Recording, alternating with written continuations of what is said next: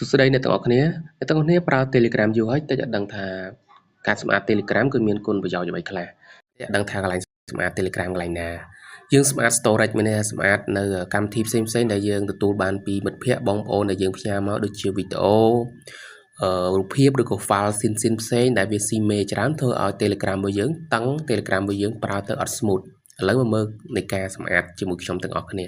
ទីមួយយើងចូលទៅកាន់ Telegram អ្នកទាំងអស់គ្នាចូលទៅកាន់កម្មវិធី Telegram យើងមកអូខេយើងចូលទៅកាន់ Telegram ហើយយើងយកពាក្យ trace 3នៅខាងលើអ្នកទាំងអស់គ្នាអាចមើលបាន trace 3នៅខាងលើនេះបាទយើងចូលមកហើយយើងយកពាក្យ setting បាទអ្នកទាំងអស់គ្នាប្រហែលដឹងហើយពាក្យ setting បាទយើងចូលទៅកាន់ពាក្យ setting ហើយយើងអុសមកលើយើងរកពាក្យថា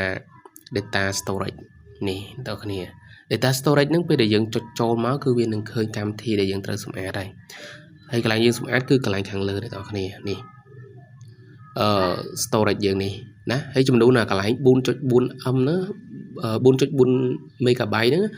យើងអត់ដែរសម្អាតគឺវាមានទៅដល់ 10G ហ្នឹងហើយ 10G ក៏មាន 2G ក៏មានដែរណាអ្នកទាំងអស់គ្នាអាចចូលមើលបានហើយអាចចូលសម្អាតបានណាធ្វើតាមខ្ញុំមក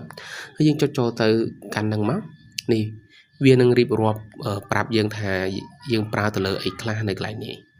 តែខ្ញុំបានសម្អាតវាហើយអញ្ចឹងវានៅសល់តែចំនួនប្រហែលមេទេហើយបើយើងចង់សម្អាតគឺយើងចុចចូលទៅកាន់ខាងក្រោមកន្លែងនេះ